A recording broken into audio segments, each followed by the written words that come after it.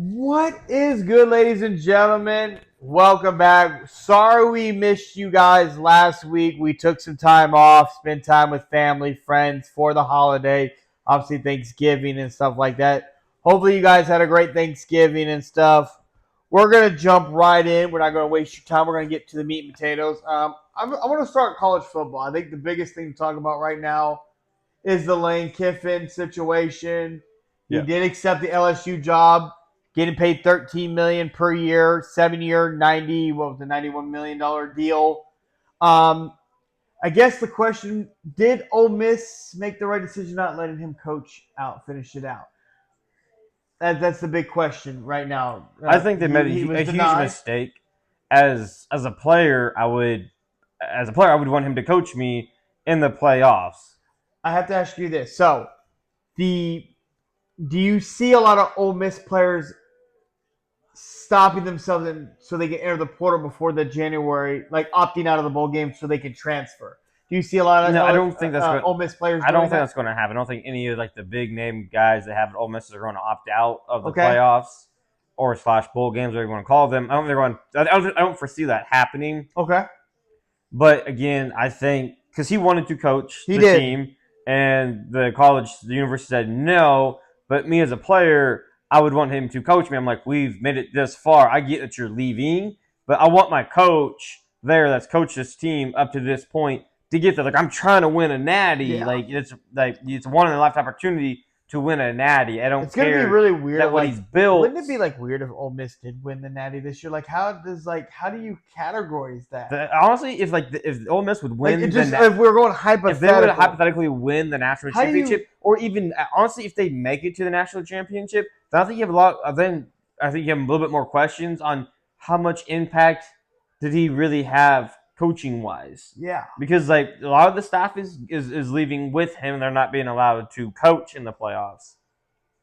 So like I think honestly, I think it's a lot. It's a lot. if I was an LSU fan, I would be a little concerned that he left and the team still was I very guess the only thing successful. I hate about this, Brandon, I think we've talked about it before, and I think a lot of you guys out here feel the same way. Why do we do this shit during the season? Like, shouldn't this be taking Yeah, I place? hate that. I hate the Like transfer the portal being opened portal, up. coaches, none of this stuff should take place until none of these should be talked about until after the Natty. The day after, cool, we can start having these conversations. But this is this type of stuff that's unfortunate because when you think about Ole Miss and what he's built there and what he's done, yes, he took the job. He took the better job. It was more pain. It's the better job to take. It's LSU. I'm about to say it's a top tier You're program. not turning that job down. It's a power program. So like obviously he was going to go, but I agree. I don't think transfer portal should be talked about or opened until Thank after the you. last Like game we have of to the fix sport it. is played. Coaches can be fired, but coaches shouldn't be allowed to be that are currently on staff be hired away Well, this is the until problem. the People season is like you the have full like season is over, and that goes to sports as well, from NBA to the yes, NFL. it's just so college has got to figure this out. And you hear everybody talking about it. Something's got to be done because this is just unfortunate. Because I would, I I see both sides of the argument of why he wants to coach. He should be allowed, should be able to, and I also see why Ole Miss says no because like we're not trying to have you like recruit any more people to leave our program that's already leaving our But program. that's not. But that's not. Well, he's already going to have a lot of decommitments. Yes, because he's Incoming leaving. You're already freshmen seeing it and now. JUCO guys that were already that committed, because you commit for the coach in the program that he's You don't established. commit for the school, you commit for the coach. And I think people have a hard time And understanding like, is they're that. going to have players that are sophomore, juniors that aren't leaving for the draft, that are going to hit the transfer portal. Yeah, obviously that's what happens when you have a regime change. But there is no harm in letting him finish it out, especially if your players wanted him to finish out his I tenure guess the there. question becomes now is how bad is Ole Miss going to fall off, do you think, next college football season? Well, I think he built something very stable there. They've been on the uptick, and as long as I think they hit the coach for the coaching part of it and the recruiting part on that coach, I think they'll be fine. So I think they will stay right leaving there. the Ole Miss side, what are the now that he's at LSU? Like Well, expectations the national expectations are championship. very high. Well, I mean, like that's with LSU, that's chip or bust within 3 years. Like I you was had gonna to say, be a chip. the It's a chip in 3 Yeah, you years. got 2 years to really get this going. Like he's going to get a mulligan the first year, and then the second year you better be in the playoffs, and then the year after that you better be almost knocking down that door. Yeah. And if you're not consistently trying to knock down that door, he gone. Because that's what LSU does. Like LSU's paying a shit ton of money Yeah, to like LSU 3 don't coaches play. now. LSU do not care. I can only imagine what his payout would be to send him the fuck home. Good God. I mean, you gave Brian Kelly, fucking what was it, 54 million? They have to give him 54 million? Yeah. They do not care. No, they So, don't care. They got a shit ton of like I money. said, college football playoffs is right around the corner. And one more guy I want to talk about. Again, no one's really talking about. Do you think Deion's leaving Colorado? Do you think he stays at Colorado? Is there any? Do you see Deion maybe taking any other job Nah, anywhere? I think he A lot of people have been stays. talking about I don't that think he's not aspect. going. He's not going He's anywhere. staying at Colorado. He's going to build something there in Colorado, or it's going to flame out and it's not going to work. I have more concerns about like him being healthy enough to continue coaching and give his all, because he's not a person that's going to half-ass anything. He's either going to put his all in, and if he feels like he can't put his all in, then he's going to step back from coaching, and then he will be done coaching. His coaching career will be done, and he'll fall back to doing whatever he was doing before he was coaching, and he'll be supporting his sons. I'd be very curious to see Colorado, because obviously this was a down year. Obviously, you lose your star wide receiver. And it wasn't necessarily a humongous down year. You lost a lot of talent. You lost a lot of talent, and you were you're still building. This is year 2 with him there.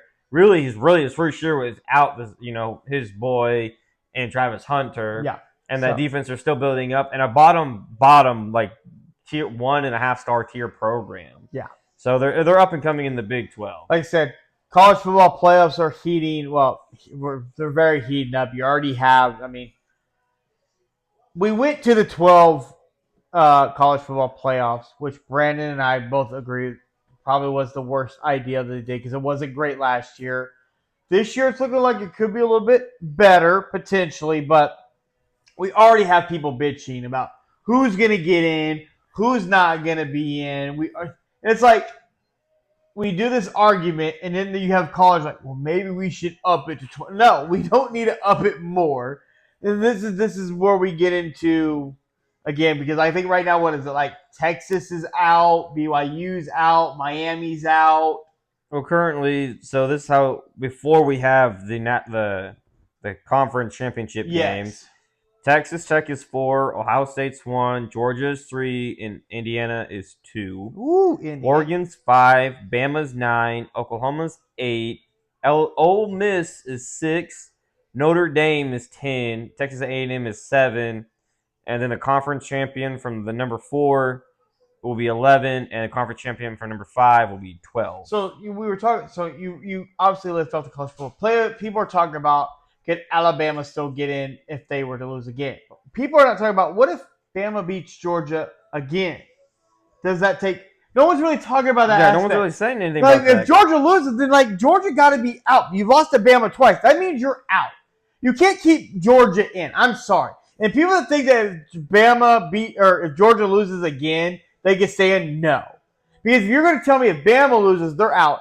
Georgia loses to Bama twice in the same calendar year, you're out to me. You are out. Georgia Bulldogs gone. Or I have to agree, like if Bama beats Georgia in the SEC title game, you got to be already out. beat you in the regular season, you have to be out. I think Notre Dame should be out over Miami. The fact that they already played and Miami won.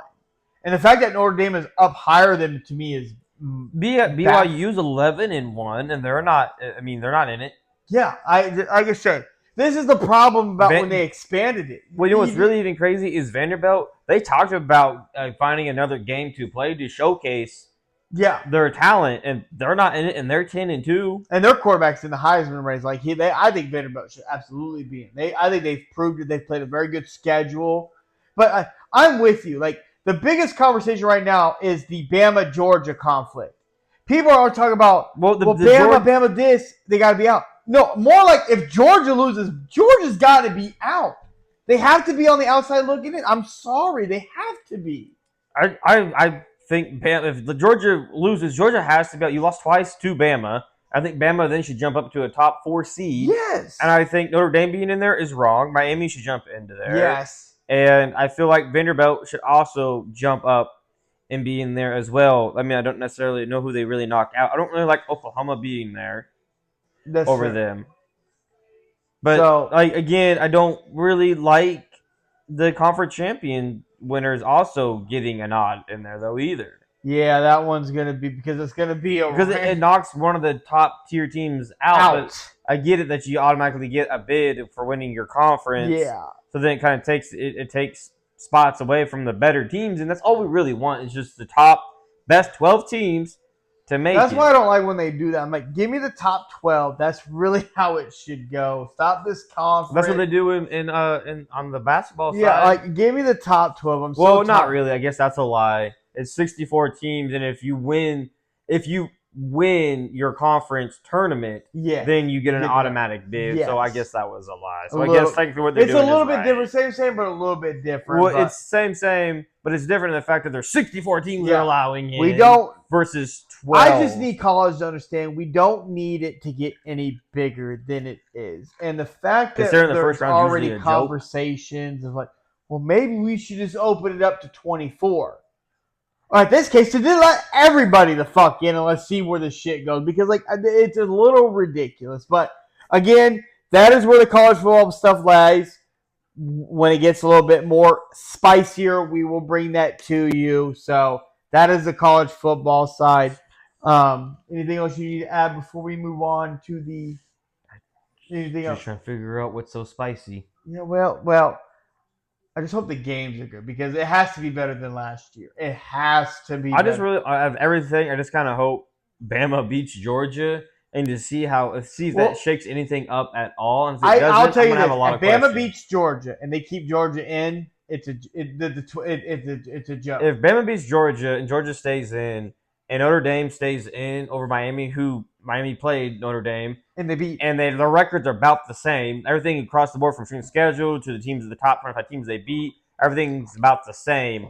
But I beat you head to head, but you get one of the last two spots. I don't like. I play you. You should not be. And I also believe teams should not be punished for playing top tier programs. Like you want me to put these teams on my schedule. Yep. You want to see the games during the regular season. They don't punish me because I'm the loser. Like I took the game just because I have 2 losses and one of them is to a top 25 team or really a top 10 team and I lost. But it was a good game. But it was a good game. I think Notre Dame Miami was a good game. It was I think a 3-point game, but Miami won. But everything else was close. You get the nod because you have the tiebreaker. Yeah. In my mind. Yeah. So, but. That is that. Like I said, when we get a little bit more into where everybody lies. Once the conference championship games are over. That really narrowed things down. So, moving on to that, we're going to move right into the basketball talk, more of the NBA talk. And I'm going to start, before we get any further, I want to talk about Stephen Curry is a shoe free agent. He's going crazy wearing a bunch of different shoes. But it came out that one of the big reasons why his time with Under Armour came to an end had to do with Caitlin Clark, which I thought was interesting. He was upset that Under Armour didn't try to go in more to sign Caitlin Clark. And I thought that was interesting. So I went ahead and did the luxury of looking up the contracts that were offered to Caitlin Clark before she took the Nike deal. So Nike offered Caitlin Clark 8 years, $28 million with a signature sneaker included, which she did take the Nike deal. She is going to get a signature shoe, and I just know that bitch is going to blow up. I mean, she's already wearing Kobe's, and they're going crazy already with her stuff. So that was the Nike deal, okay? So Under Armour, this is sad. Under Armour gave her 4 years, $16 million with a signature sneaker included. 4 years, $16 million. That's what Under Armour gave her. What were your thoughts on that? Do you like? Because Nike was 8 for 28, 4 years for 16. So basically all cut in half at the Under Armour. That just goes to show how much faith they didn't have. Yeah, they did in her. This is where it gets even funny. Puma walked away when they told the bidding would start at $3 million per year. Puma didn't even try. That's sad. Not really. Puma's not really a basketball brand. Their biggest athlete is LaMelo. Yeah, that's it. That's their biggest. And so, to try to gamble on a W, that'd be Gambling on an NBA player versus gambling on a WNBA player, that's a big difference. Adidas offered her 4 years, $16 million with a signature sneaker included. So again, they're right there with them. Yeah, so those were the deals. And like I said, so Under Armour 4 years, 16. Puma didn't even try. Adidas try. So those were the deals. I'm kind of shocked Adidas didn't try. I'm surprised Adidas didn't try to jump in there on that. Yeah, so I'm not really, but I don't think it really even mattered. I think she was going Nike either way. Yeah, no, she was Nike because I think she would. She's clearly obviously going to be part of like the Kobe brand, and that's what her shoes have been. But I thought it was, obviously Curry still is technically a free agent. I do think he's going to end up signing with Nike because he's been wearing a lot of Nikes out here, just going crazy. But it just goes to show you that he really wanted.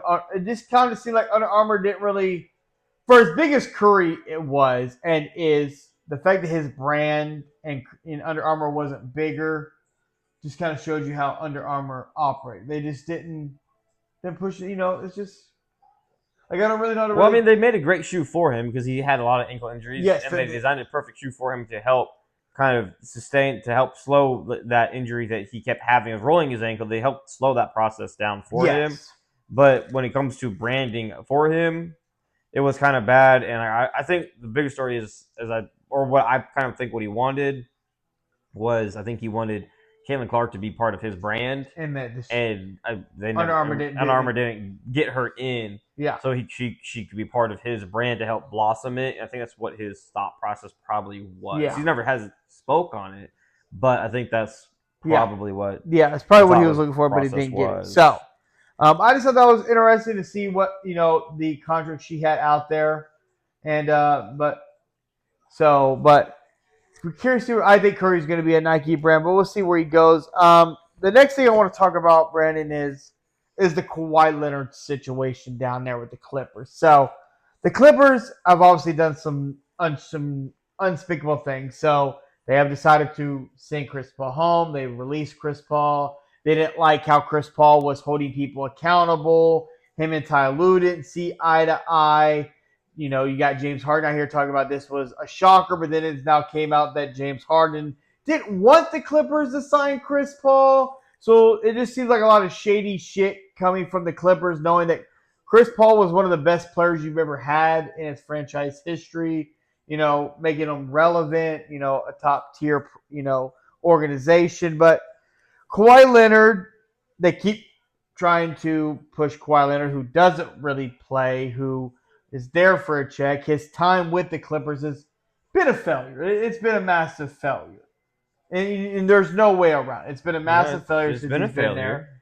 And I don't know where the Clippers really go from here because they keep trying to build around Kawhi. You got Kawhi out here saying, we need more talent. We need better players. No, I think they need you to be on the court, my guy, instead of sitting on the sidelines. Like, he'll go out and play one game, drop 30-some points, and then sit out the next week. Like, what do you mean? No, Clippers, I don't really care for the Clippers. I really don't. They're a laughing stock to me.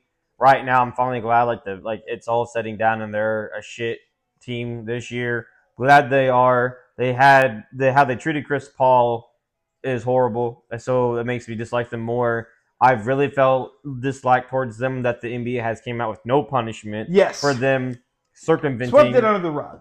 For circumventing the salary cap. Kawhi Leonard clearly doesn't play less. He's getting paid under the table and is making more money. Yep. The dude don't play. He doesn't play. Honestly, if I'm the Clippers, I'd cut him. Like, I'd find some way to. I'd just cut him. I'd waive him. I'd buy him out. I'd do something because honestly, you're not there enough to play. So I'd much rather you just walk free, and I can then try to reset my franchise. You can honestly say, without certainty, Kawhi Leonard set the Clippers back 10 years. I don't agree with that. I don't think he set them back 10 years. He wanted to win now, and so they put it in all win now mode. But he quit on them. I can't help that. He quit. They had a win now team. They were there. Yes. And an injury always happens. So,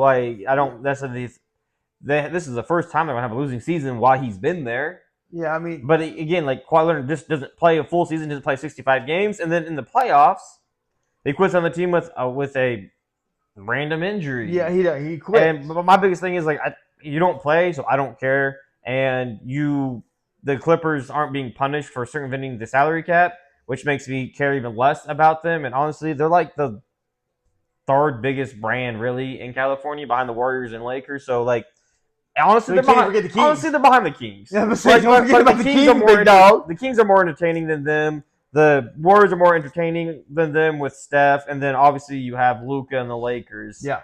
So and you got the White Street back. You got the I do Backstreet feel Boys there on the I'd say Lakers. what they did to Chris Paul was very dirty. Again, I get Chris Paul's on the back end. Now it's his retirement at the end of this. This would be his last season, and to do It just fits into how shitty the Clippers honestly are, and maybe view Ty Lue a lot differently too. I guess the Clippers are just always kind of been a joke, and I've always wanted the Clippers to be better. Like I've always kind of like the Lions in the NFL. Like I kind of hope you guys should get there, and then after like this broke, I'm like, oh, you should be punished, and then it's just nothing. Then I just don't care, and then Kawhi just never plays, and like that's not a news story. No, and then you treat a Hall of Fame top 3 point guard all time. Absolutely. Well, then why'd you sign him? Yeah. So before we get to the trade talks and stuff that's going around the league, I want to get to LeBron James' double-digit streak came to an end. What was it? What's today? Friday. Came to an end Thursday night against the Raptors.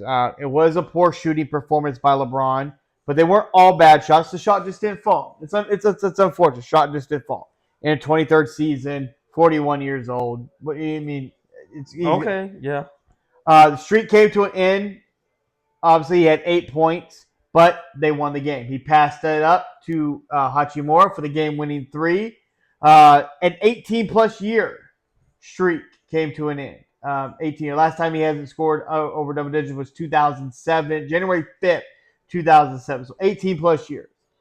The bettors must have been very sad. That was tough. That was very tough. It was tough, but it also showed that he really didn't care about keeping that streak alive. Well, getting to that, so obviously against the Suns, he came in, got the streak. People were like, oh, he only cares about the streak, and then obviously came out. That was a blowout game. It was a blowout game. Put some shots up. Got some shots up, got it. Then the Raptors game passed up, which, again, LeBron probably could have got it, but it wasn't his night. He wasn't feeling it. Shot wasn't falling out.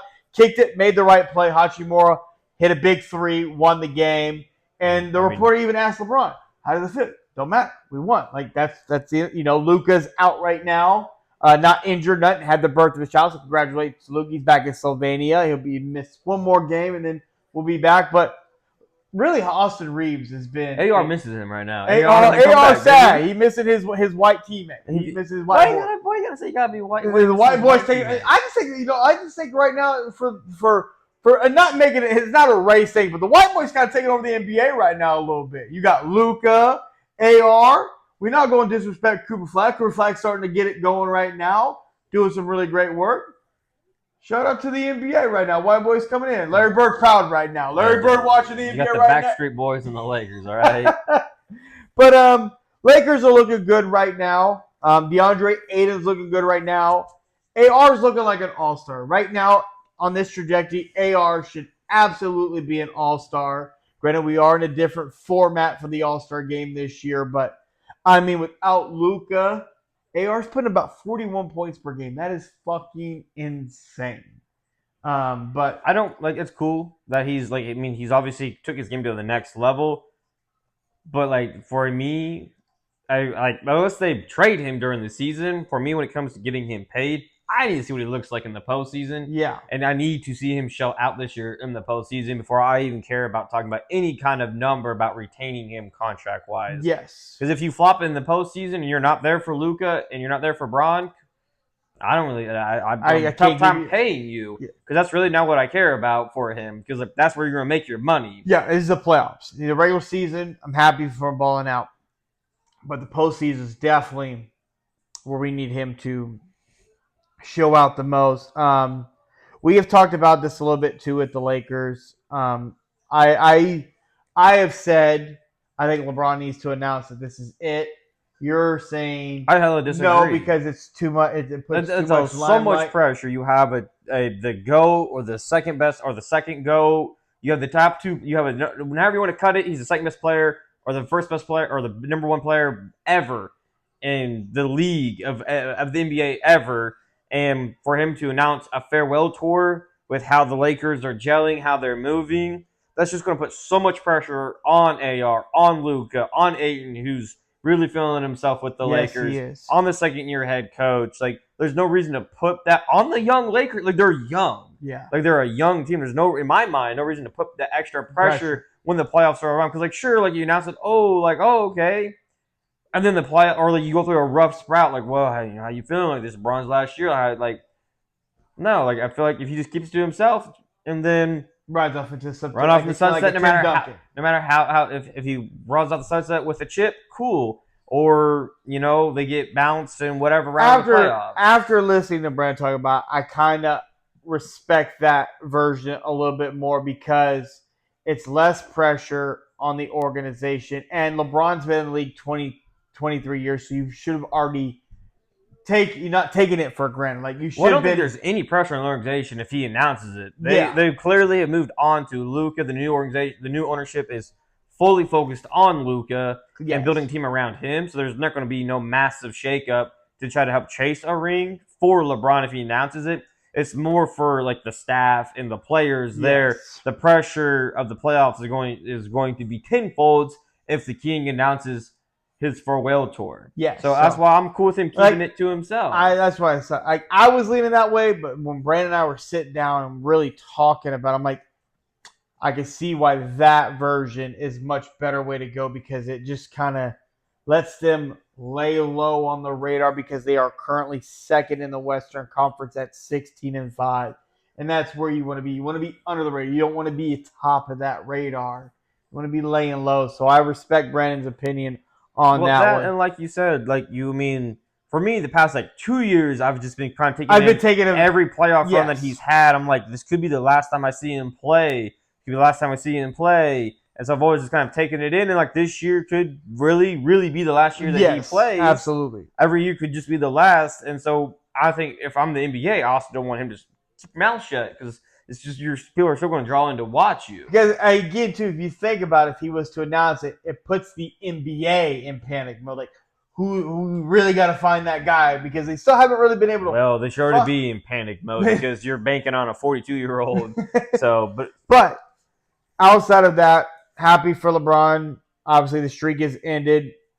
No big deal. Eventually, we knew it was going to end. No one's ever going to beat that record. That record is going to stand for a while because it's LeBron. I don't know. Giannis might think he can do it. Well, Giannis thinks he can get the scoring record. Yeah, Giannis needs to stop that. I don't think he's getting out. But speaking of Giannis, so this is the meat and potatoes of the NBA that we need to talk about because this affects a lot of teams in the league. Not necessarily, but Giannis and the Bucks look like they're heading towards a split. And it's a split that everybody knew that was coming to a degree. Yeah. So I'm going to give you some teams where he could potentially land. Yeah, So a team I think he potentially could land would be the Pistons. That would be interesting. They'd have to give up Jaren Dunn, maybe Stewart, make money work and some picks. That would be interesting. Him and Cade Cunningham, that would be very interesting. That's a possibility. I would say that's out of 10, I would say that's a 4.5 out of 10. The only reason why I don't think that happens is that I don't think he doesn't want to go there. No. So he's not going to push that button because unfortunately Detroit, small market, that's not what he's wanting. And it's not any better weather there. No, it's not any better than Milwaukee, Detroit, same. Yeah. Another one that's very interesting to me would be the Houston Rockets. Now, a lot of that's been speculated. If something like that would happen, would be like Shogun, I don't know if the Thompson, or Red Shepherd. They would definitely want and then draft capital. Yeah, they have if I'm the Rockets, I wouldn't do that. Unfortunately, I just don't know if that one really. I mean, I think I'd be cool moving off of Shepherd and giving up because they have the Nets 2027, the Suns 2027. I don't for that trade personally. It's the Shogun aspect I don't like because I wouldn't move off Shogun and I couldn't move off of Thompson either. But if you want to go with Reed, some more picks and stuff like that, okay, we can make that work for the Rockets side. But I don't think that's for the Bucks side. No, it's not enough for me. But could you imagine KD. Oh, dude, God, they'd be so tall. scared, dude. Like, fuck me. But I don't think Shogun and him would work well. Because there's not enough space. Like, Shogun's improved his 3-ball shooting ability, but, like, it's not enough. He likes to get down there and bang. I still think, though, that would as soon as I said it, I disagree with myself. I think they could actually open up Shogun's game and show his improvement from 3. Because he's going to bring so much. When he going, Shogun's going to be that easy corner 3. Bang. I would tell you what, if he went to the Rockets and you were able to keep Shogun, I don't know who the fuck you ain't doing nobody. That's too if scary. the Rockets could somehow manage that, like if the season's over, like sorry Thunder, it's a wrap. It's a wrap. See in the Western Conference Finals, big dog. So like the biggest one that's rumored around, and he's already liked them on social media, is the Knicks. And here's why I'm gonna debunk the Knicks. He said if they would have gotten this done in the offseason, cool. But when I look at how Cat is playing currently right now, getting rebounds, which is crazy. He's out here rebounding like a motherfucker right now. And he plays well with Brunson, who is ball dominant. If Giannis was to go there, Cat's gone.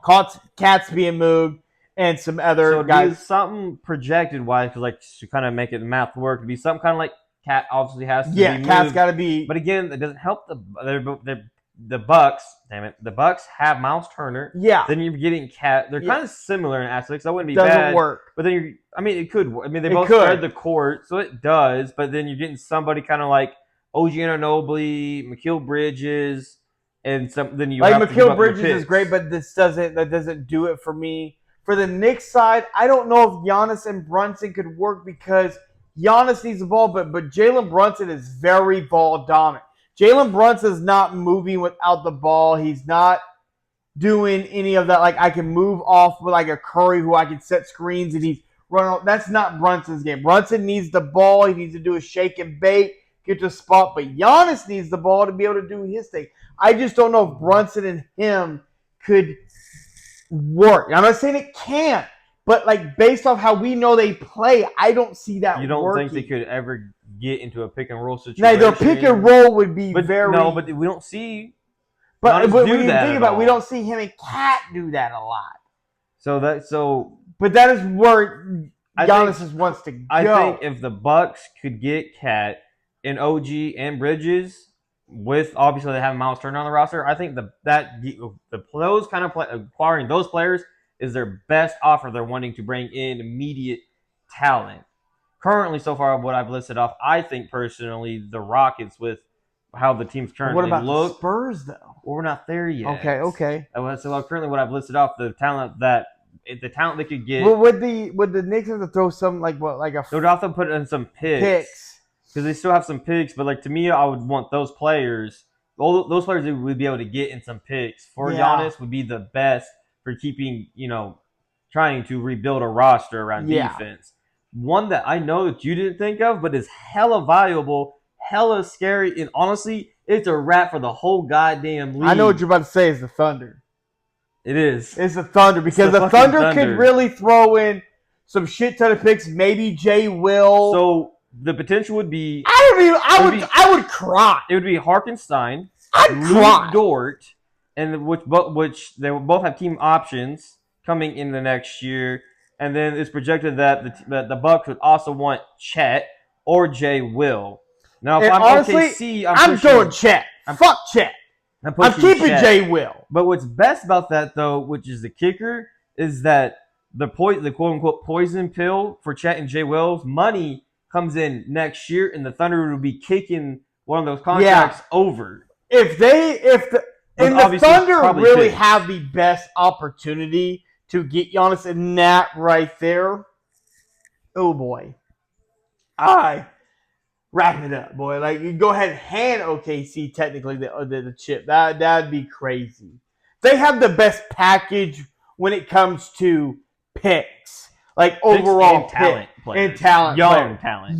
Because when you talk about OKC, they technically own the Clippers pick and a couple other picks this upcoming NBA draft that are top 5 protected in a lot of ways. Unprotected. They technically have 2 top 12 picks. It really looks like they're going to land in the top 10. So the Clippers is the best one they could throw in there. So The literally Oklahoma City Thunder in the next, I think it's like 7 years, have 13 first round Right, but that picks. doesn't do anything with the Giannis thing. Like, No. like that's cool, that's great. But I'm saying like that right there, Is easy the money, easy scariest done trade. because he would. Again, I don't know how well he would fit with SGA because he's never really been off ball. No. But that's just scary the amount that like they could actually move some talent and get better while also helping the They'd Bucks. still be The Bucks would scary. still be getting better with that offer than the Knicks offer, which is kind of the same because you're getting more players and probably picks. If Giannis went there, SGA and Giannis would have to both really figure it out, but I think it would be a scary combination when you just think about what the Thunder could give up but still be scary going forward. But the last one, like you already jumped to because you're just quick like that, would be the Spurs. Victor and Giannis together would be crazy. And there's been a lot of speculation of this trade out there. You'd give up Dylan Harper, Castle, and picks and whatnot. No. You have to give up Castle or Dylan Harper. One of the other picks, Harrison Barnes, stuff like that. I would move Fox. Or you move Fox. I would move Fox and keep the Harrison young Barnes guys. and keep the young guys. But boy, you think about a Victor Wembanyama and a Giannis front court. Boy, where are you finishing at, my guy? Like, where are you finishing? Well, it'd be no different if he went to the Rockets. Yeah. You're not finishing over that tall lineup. No. So the NBA is in for a huge shakeup with this Giannis ordeal. We have to really see what happens. Obviously, Giannis is out 2 to 4 weeks right now with a calf strain.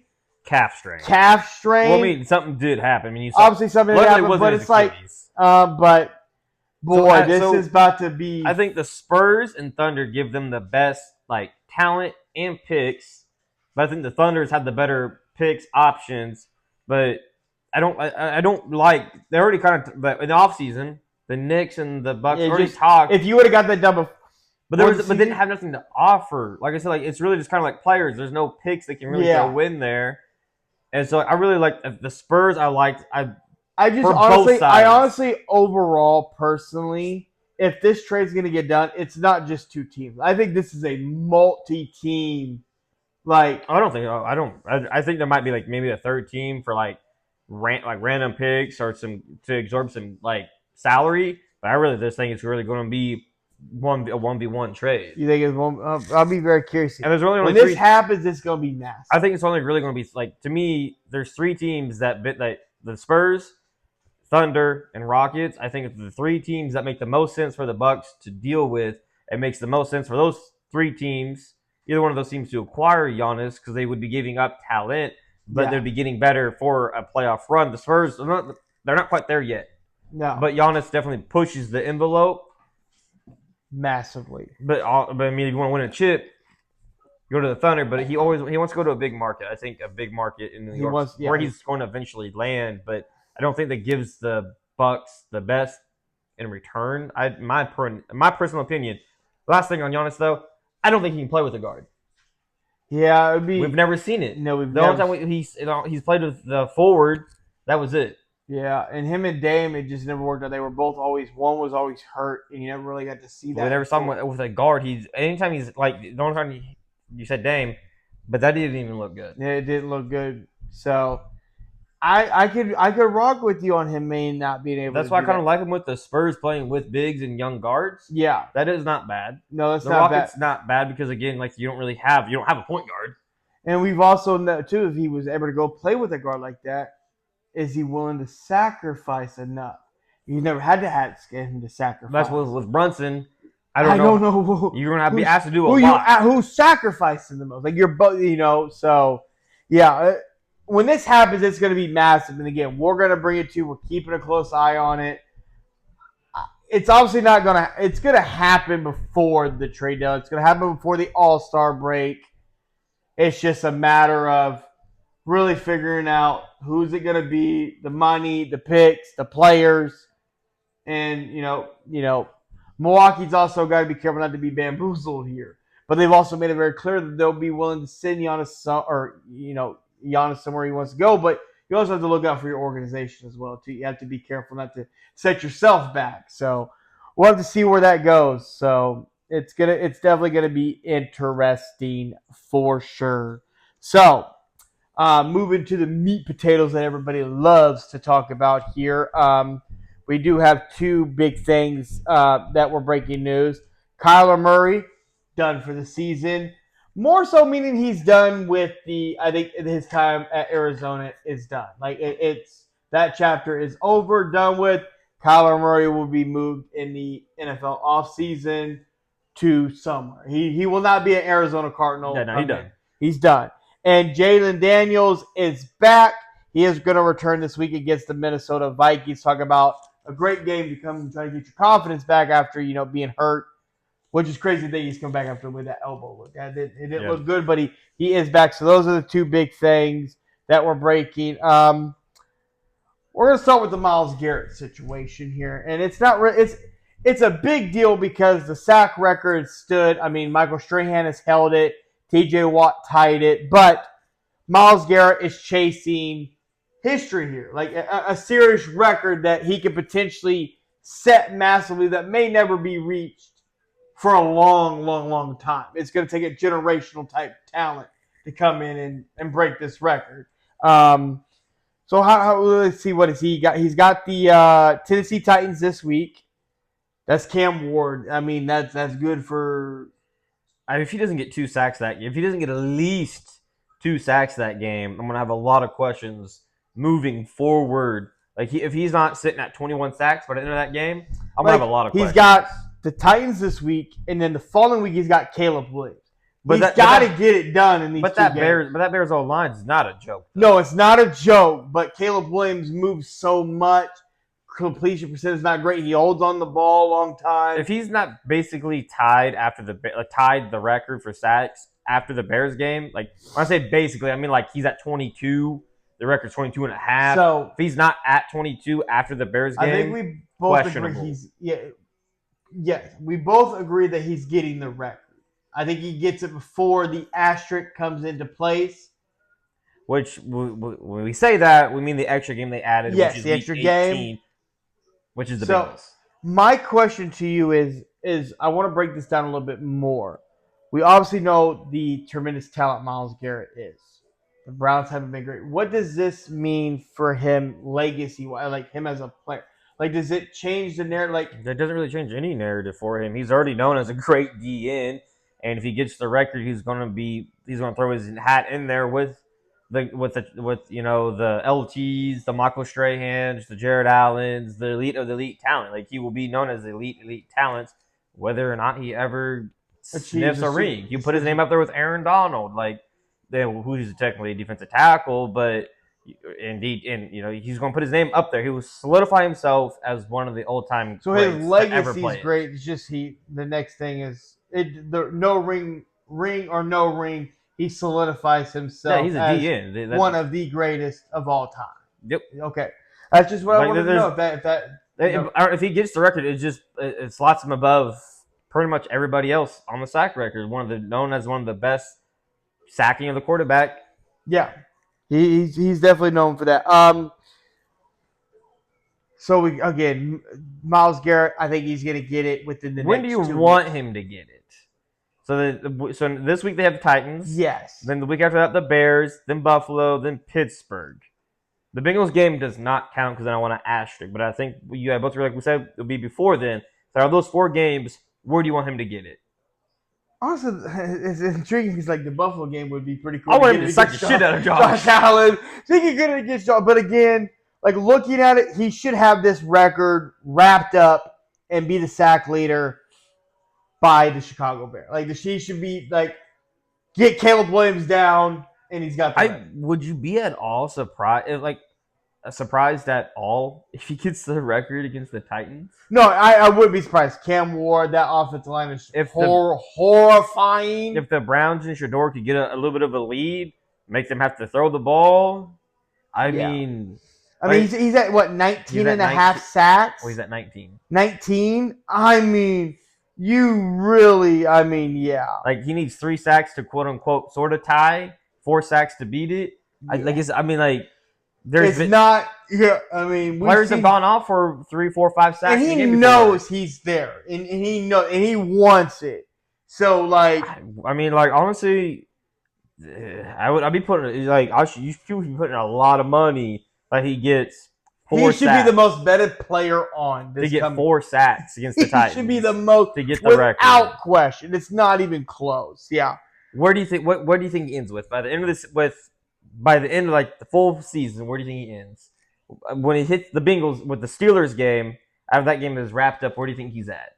He should be right around 24 to 25 and a half sacks. And then when you throw in the last game, honestly, with Joe 28 sacks, and I don't think he'll ever get broken. I think if he ends anywhere in that 27 to 28 range, well, I don't think you'll ever see that get broke. Yeah, no, I agree. I think honestly he has a good chance to be really. I just want him to get close it. to 30. And I will say this: if he doesn't get this, it'll be very. It wouldn't like it's not. I don't want to say it's bad, but it's like you're playing like the Titans. Like come on, that offensive line is horrifying. Right, but I mean, it's hard to get. It's hard to get in it, the NFL, let alone 4. That's what I'm saying. Like 2, and then next week's against the Bears. Like, and then, your next 2 weeks, boy, like get this shit done. I get. I mean, I think you're dismissing the shit out of the Bears. Like the Bears are like 9-3. They're really good this year for a reason. The O-line is solid. So if he can sneak one off the Bears, yeah, but it's Caleb. He holds on. That's cool, but the O-line's still solid. I think it'd be a humongous, honestly, kind of like a hit to his legacy if he couldn't get the sack record this year for being at 19 with 4 or 5 games to go. I think it'd be a humongous hit if he didn't get it. If he got it like on week 17, like that would really really. If he got it against Pittsburgh and he got the record there, that's how what everybody else. That's when Michael Strahan got it. Yeah, Michael Strahan did have the extra game too. Fair enough. So like week 17, that's cool. That's great. He gets it then. But if he gets it week 18, like it counts. I don't like it, but like it still counts and still counts. This doesn't boost in my mind his legacy. But if he doesn't get it at all, then it kind of hurts. Yeah, kind of hurts him a little bit. Put it on the run that he's on, but boy's too hungry and has nothing else to play for but them sacks. Yeah, so he's honestly, if I'm him, I'm like fuck stopping the run, fuck anything else. I'm just running after you. I'm coming to get you. I'm coming to get you. And if I'm the Browns too, I'm stacking wherever side he's on to help him get it too. Like, go get it. I don't know. That coaching's a little funny. We're not sabotage. Yeah. Next up, guy I want to talk about. They're kind of the team's on a little bit of a fraud watch right now. Daniel Jones is playing with a fractured tibia. Got a pad in. Is this good or bad for Daniel Jones to keep playing on this? Obviously, clearly got hurt against us against the Chiefs. As long as he's medically cleared and they said there's no risk of a further injury to his leg where it won't like snap, he's playing great ball still with it. So if we go, like I'm just curious. Is it bad or good? Like that's fine. Like if he's willing to play through the pain and he is safe to play, get it done. I have nothing wrong. He had a great game last week. He did against the Texans. Like he played good. He played good. He did. I was just curious, like for him to play on it also shows the toughness and things like that. A guy that's still on it. To be able to play to still be mobile, like moving around, he is after suffering against the Chiefs and still look how he looked solid against the Texans and that defense. No, like the dude's locking himself into a nice Sam Darnold-esque type of contract with the Colts. Absolutely. Next thing up, we have to talk about quarterback problem, issue, mistakes, Minnesota Vikings. Yeah. This right here has to be the worst. I don't even know how we categorize it. Like how we even talk about. I just want to know who got bamboozled into J.J. McCarthy. How Harbaugh they got hired. Harbaugh sold him great. Harbaugh sold him so well. Like I don't know if the mafia is involved. I don't know who's involved in getting J.J. drafted that high. Like I watched it in Michigan when they cheated and won the Natty. I didn't see. My brother would tell you that like he's never been that dude. The dude's like, I'll hand it off, and make 1 or 2 throws, but don't pressure me. Don't ask me to do anything spectacular. I was confused why Harbaugh. I mean, I understand why Harbaugh was pushing on him. Really was hoping that he drafted him, to be honest, because like I didn't think the dude was anything spectacular. And the Vikings. Again, like we've already said, like everybody knows they could have kept Sam Darnold, who is blossoming in Seattle with a new system, and it looks like they fumbled there, and JJ McCarthy looking like a hell of a when you're getting Bad. compared to Jamarcus Russell, it's That's not bad. great. That's bad. It's not great, Bad. dog. It's not great at all. Poor Justin Jefferson, man. Like, it's been very frustrating. It's not looked great, and Minnesota's got to figure it out very quickly. Well, so my question is to you is, who are you? So obviously, J McCarthy bust. No, he's a bust. Who are you putting? Where are you laying this blame at? It's got to be on the GM. Are you just laying it on the GM's feet? I'm laying it at the head coach and the GM's feet. That's fair, but I'm putting it on both of them. I would agree with that, but I think it's more on the GM because why did you want to pay? What was the reason? I think it was both. I don't know. Do you think that the head coach had to the playoff performance? He didn't look great. Obviously, that's the biggest question. That's been the biggest knock on. But you don't know what JJ is. But you saw him in practice, and there was no this dude's looking like something special. We saw him in preseason. There was really nothing. All of a sudden, the dude I tweaked something in my knee, and then he's just done. No, the Vikings have done a very good PR job of he's hurt. More of he's not ready, and they've just been playing it off as an injury. It's been basically a PR stunt with JJ McCarthy. I mean, and it's because they know.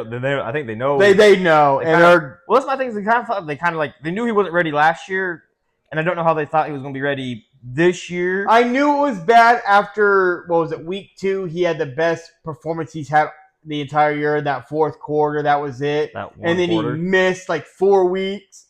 And they just they slid that shit under the radar. You know how bad it was that they were trying, Carson Wentz was out there playing with a torn up shoulder. Yeah. And they were trying to force, they weren't forcing him out there, but he was trying to. He was trying. It was super unfortunate for Carson. One other last thing, before we move off of them. If they stick status quo with JJ McCarthy going into the offseason, that's who the guy is. Do you think Jetta gets on rest and he forces his way out? Yeah, no, absolutely. I would. You can't stick with that. You can't. You cannot. I mean, he's having a hellaciously down year. Which 62 catches. He's going to get 1,000 yards, 2 touchdowns. We like to think he's going to get 1,000 yards. I mean, he'll get his 1,000. I mean, he's only 200 yards away. So with 5 games to go, he'll get it. But, I mean, it's a down year this year. It's very with down a lot of different quarterbacks, but your main guy can't stay healthy. Yeah. And he doesn't even look good, let alone get you the ball when he's in. Yeah. Before we get to the MVP race and where players lie, we need to talk about something that was brought up on First Take by Jeff Saturday. They were talking about the Kansas City Chiefs. And obviously, yes, our Kansas City Chiefs are sitting at 6-6. It's been a little bit of a rough year. Patrick Mahomes is obviously, statistic-wise, is having one of his better years in the league. Yeah. Jeff Saturday went on national television, mainstream sports media, a.k.a. First Take, and said that if Patrick Mahomes was to miss the playoffs, he would view him very differently. And I would say no, and that's just not me being biased as a Chiefs fan. Tom Brady missed the playoffs twice. Tom Brady went a decade in between his 3rd and 4th ring. Patrick Mahomes has been in the league 7 years as a starter, nothing less than an AFC Championship game. No one's ever seen anyone have this start ever in NFL history, ever. I don't think I would view him differently at all because it's not like he's having a down year. He's QBR is looking great, yards are looking great, touchdown to interceptions still solid, even though he's had bad interceptions. You can't place everything on Patrick Mahomes. The offensive line does not look great. Yes, I will say Patrick Mahomes has been uncharacteristic with maybe stepping up in the pocket, maybe forcing something maybe when he doesn't need to. But what are your thoughts? I know you've kind of you're trying to take your biasness out of it. So I think he has a solid point. I don't care that Tom Brady missed the playoffs. Like you said, I guess twice in his luxurious career. But there's something to say that if the Kansas City Chiefs and Patrick Mahomes missed the playoffs completely this year, and he, like you said, he's having a great year, but they don't get it done. They can't They can't get into the playoffs. Not make the Super Bowl, not make the AFC Championship game, but they can't make the playoffs. That's crazy work for, like you said, like the standard's been set. AFC Championship game, Super Bowl, knows nothing less to all of a sudden not make the playoffs. There's something like this, like he's been put on a pedestal, and he's like, everyone's like, well, we are, and a lot of other people are like, there's nobody in the league that he's chasing. He's chasing ghosts. He's chasing the Joe Montana. He's chasing the Peyton Manning in particular, and Tom Brady. So for him to miss the playoffs altogether, you have to look at him a little bit differently. Like maybe he is human. Maybe he's closer. Josh Allen and him are a little bit closer, statistically and actually play and like actually in the game today than we initially thought. But does he shoulder all that blame? You can't shoulder all the blame. That's not what Jeff Saturday said. But you have to look at Mahomes of maybe there is a kink in his armor. Maybe he's, not as great as we thought maybe he's potentially could be. Because, again, like he was on a great run, but like you said, he's having a great year. And now you can't even make the playoffs, and you're having one of your better seasons offensively. Now, granted, like you can't help how the season's unfold. You can't help that it's unfortunate that we've lost a lot of one-score games and some flags didn't go our way, or the refs aren't helping us anymore. But I just it's on the quarterback. It's always on the quarterback. Win or lose, it's on the quarterback.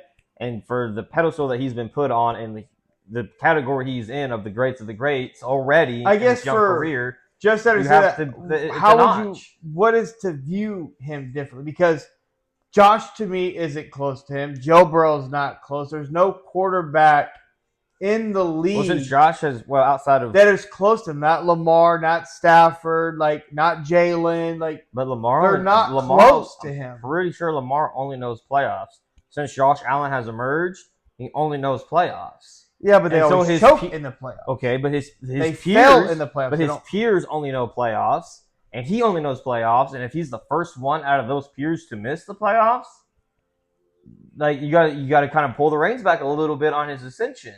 Because he's already been blown out twice in a Super Bowl. Not necessarily, you can't lay all that on him, but that's happened. You can't knock it. And then you get blown out in the Super Bowl, and the very next following year, you don't even make the wild card round. You don't even make the playoffs. You're not even a wild card team. That's something to be said. You have to, it's not a huge knock like he was making it out to be, but as being unbiased, it knocks him and it stymies his legacy a little bit to be like, well, you didn't, after getting blown out in the Super Bowl, you couldn't even get back into the playoffs. It's a little hiccup in the road. I mean, it's a hiccup, but I don't think it's a hiccup where But I think it catapults Lamar Jeff and Josh Saturday's and Joe trying closer. to push it closer to the guys around him are approaching him. You're not even in the same stratosphere. But he's done something that they haven't. He will have missed the playoffs while the rest of them are still battling it out in the playoffs. Potentially. Well, potentially, that's how it could look. And that's how it is looking out. The Ravens look like they're going to start running away with the division, potentially. Josh and the Bills, they're going to get a wild card spot. We're the outside looking in. We have the new guys with the Patriots, the Broncos, they're in, and we're the ones on the outside looking in. Yeah. So to be the first one out of his peers, Josh and Lamar, and Joe Burrow with a full season, hasn't missed the playoffs either with a full healthy season. Yeah, with a full. So it has to knock him and it has to pull him back to the crowd some. Instead of there being him, one, and no two, there's got to be a two. It'd just be 1B. And everybody else is still 3, you have 4, one, 5. and then it has to be. If he's the first one out of his collective peers that he plays against to miss, it has to dock him. It just has to. I mean, that's just, in my mind, that's how that works. I mean, I get it, but none of the quarterbacks. I don't like how Jeff Saturday put it. It's not like it's a definite. I thought the Super Bowl blowouts are worse than just missing the playoffs. It's just been a bad year this year. The quarterback, him missing, it makes these other quarterbacks in the league close to him. No, they're not. You're not in the stratosphere with him. You have. Well, like I said, Mahomes came out hot, had a great 7-year Hurts just won the Super Bowl, and he looks horrifying. Jalen Hurts only knows playoffs. He only knows how to perform in a Super Bowl. But he only knows playoffs. Well, not as a starter, he only knows playoffs. Yes and no. Yes and no. And I was like, what? This is his third year as a full third or fourth year as a full-time starter, and he's been to 2 Super Bowls. That's Mahomes' type of level, But too. this is the guy you're saying that's going to be out as their franchise quarterback he only in has like a less than handful 2 more years. Like, yes, but he's going to be gone. But that's foreshadowing. I'm saying here and the and now. so like Joe Burrow can't stay healthy. But here in the now, the Bengals could be like, okay, what if the Bengals somehow win out and they do get in and we out? That knocks him. Joe But Burrow. no one ever knocked. Like I don't ever hear like Jeff Saturday or Stephen A. Smith. Anybody like, well, that's not Joe Burrow's legacy. He missed the playoffs. Well, 3 straight years. Joe Burrow's legacy is he can't stay healthy. Like that's Joe Burrow's But legacy. I just say that's how different of the stratosphere that Mahomes is, and that's what I'm saying. Everybody else, his stratosphere gets pulled closer to his you peers. just go from 1A to 1B, and everybody else is still. Well, then if there's no 1A, then he's 1B, and then there's 2. Because his stratosphere gets pulled closer because, again, healthy Joe, Josh, Lamar, they've never missed. Jalen Hurts as a starter has never missed. So he gets pulled closer to everybody, and there's becomes a better debate of his peers catching him. Maybe he needs to start looking in the rearview mirror. Yeah. And maybe Mahomes is starting to like teeter off. Maybe he's already peaked, and do you have could you actually say that if he misses the playoffs, that he's already peaked and he could be seeing the downcline of Mahomes? I wouldn't say like the decline, but maybe like the it's hard to say the peak because he's what 30. He just turned 30. He just turned 30 in September. 30. So like now the peak is starting. So now we really see what the peak really is. Because that's peak. I mean, that's like he's in the peak started. You see the numbers. It's just unfortunate that the record is what it is. It's not all on him, but it is on him. Like defense can't get stops. We're getting penalized. I just think if the Chiefs and him don't make the playoffs, it opens up that conversation, not to the masses of what Jeff Saturday was trying to shove it as, but I do think the conversation is open if he's the first one out of the peers with a full healthy season to miss the playoffs, especially particularly with the Bengals. Somehow they race in and they get that last wild card spot, or somehow crazily win the division, which is an option. Steelers fucked all that up for us, but that was the argument. Let us know how you feel about that. Next thing up, I want to talk about, where does Jackson Smith-Njigba lie in the MVP race as a wide receiver? Me personally, wide receivers never won the MVP. That has never been done before. So, like, potentially, like, he was to win an MVP, that changes history. That changes him when you think about that. Like, that changes a lot. But where does he lie overall and then for you? He is number one. Number one. He got to be number. He's on pace without the extra game to get the yards for the most receiving yards in a season. I think he is number one. He's doing something with, again, Sam Darnold, who isn't considered an elite guy. Yes, because everybody pictures the MVP race, Drake May, Matthew Stafford, disrespecting everything else around, because you got Jackson in there, you got Christian McCaffrey, Jonathan Taylor still in the conversation, but he's played himself out more towards the back. No defense to Drake May, but like if you're throwing up Drake May in there, then like you got to throw Josh. You got to throw Mahomes in there. You got to throw Jalen Hurts in there. So, no, Drake May is not like, dude, like, stop. Like, cool, United 2. I'm just that's great. The masses are putting out. Masses, they have their opinion. They can be horribly, stupidly wrong. Because they're horribly, stupidly wrong if Drake May is in that conversation. Because Matthew Stafford, well-deserved. Jackson Smith, well, people put Drake May in there. They say Drake May because of what he's doing it with. Yeah, that's cool. I don't care. He's not in the conversation. He's not in my conversation. Is he in yours? Is he in your top 5? He's in the top 5, but the back end of the top 5. Nah. Like to me, like you got. So you can't disrespect what he's done. I for can the hellaciously disrespect that they're 9-2 and they've had a very easy schedule. He's played great, but nowhere near an MVP candidate. Like I would still take him. He's leading 3 categories in the quarterback. Dude, he's looked great, but like I don't think a quarterback should even win it. Like to me, there's only one quarterback in the conversation, and that's Matthew Stafford, and he's not better than Matthew Stafford. I'd still take Jonathan Taylor over New England Drake is May. 11-2. My bad, 11-2. They're 11-2, not 9-2. I was a little dated. But I'd still take CMC. He's the full offense for the 49ers. Most valuable player, not most improved, cool quarterback. No, I'm not. I'm Most not valuable disagreeing with you. player. I'm not Well, no, disagreeing you with you. think you have him in your top 5. I don't. Like CMC full offense for the Niners belongs in the top 5. Obviously, Jackson Smith and Njigba, for me, he is my one. Matthew Stafford belongs there. A little weird game, little hiccup, so we need him to bounce back. Yes, And then Jonathan Taylor. that's fair. Like he's not there. Like I don't have Drake May there. Like he can be 8, he can be 7, but he's not in the conversation. To have him in the conversation is really just kind of disrespectful because like no quarterback has looked great. Like maybe next year Drake May can give us a full season. Then like we can talk about it, but it's kind of like saying Jalen Daniels really belonged to be in the conversation last year for MVP. He looked great, and then now he's hurt. Yeah.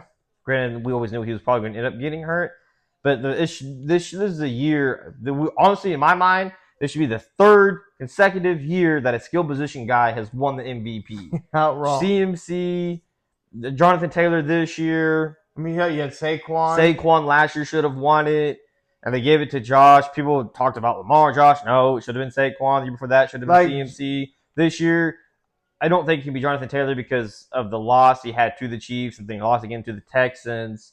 So, like, and CMC's doing it in rushing, receiving. He's everything for the Niners again. He's a top 10 in But then you have Jackson, who's out here, who we never saw this one coming. Like, he was ascending, but this is a completely another level. So, and Matthew Stafford, he's on fire, but Matthew Stafford's always been really streaky. So, like, I mean, it's kind of one of those things. I mean, Jackson Smith-Njigba, he was drafted in 2023. So this is his 2nd year in the league, and he's doing this, which is hellaciously impressive. Hella impressive. And, like, I think it's the time to announce a wide receiver as an MVP. Yeah, it would definitely change history completely. Like, if Matthew Stafford got it, I wouldn't even be mad. No, if Stafford got it. My man Matthew Stafford gets it, that'd be cool. I'll be happy for him. It'd be cool for him. Like, absolutely, for everything he's been through, especially those going to the finally above 500. Finally above 500. So, like, let us know what your MVP is. But, like, if you have Drake May, you're wrong. You're just wrong. Like, stats are cool, but I'm not saying you. I'm saying if they have Drake May. I'm just saying those what they got. Like, numbers aren't always everything. No, they don't tell the full story. Because that Patriot defense is elite. And that's why the MVP award to me is just, it's lost so much over these last few years because it's just quarterback. When the past 2 years for sure should have been running back. And now we should be looking at running back / a wide receiver. Who has the most valuable player, the most impact. Most impact this year. Well, I also hate too because like when you bring up like the wide receiver, well the quarterback's got to throw to you, but yeah, but the wide receiver still got to catch that. I got to get open though. I got to get open. I got to get through the zone. I got to get through being double. Well, I guess that's like the biggest difference with Jonathan Taylor, Daniel Jones. No one thinks of Daniel Jones; they think of Jonathan Taylor. Yeah. With Saquon Barkley, like, well, Jalen Hurts. I mean, put him in kind of in the conversation. Not really, but then you had CMC. Well, you know, Brock Purdy having a pretty good year though too. So like. Who's really doing it? But this year, you can't even say because Brock Purdy's been out. Mac and cheese, come on now. CMC, like honestly, for me, it goes Jackson, CMC, Matthew Stafford, yeah, and then Jonathan Taylor. Yeah. So it's just the MVP is just. Who do you have in your MVP candidacy? I would go. I really want to show love to Smith. I really do, the wide receiver. I think doing it with Darnold, who again, and another prove year, great. Need to see him do it in the playoffs. But to come into a new system, a guy who the number one option there was traded away in DK, and to step up like this and already got records on the line to be broken in record time, I think he's got to get love. Then I would go Matthew Stafford. And then really after that, just kind of shake how you want to shake it. Taylor, CMC. I would go CMC. I would go Smith, Matthew, CMC. That's my top 3. That's where I lie it right there. So I got 1 quarterback and 2 skill guys. And like I said, Stafford got it great, but I think it's got to go to a skill guy. It's time. The last time we saw a skill guy get it was Adrian Peterson in 2012. Like, it's time. And when you look at Adrian Peterson, and I love Adrian Peterson. I do. I love that man.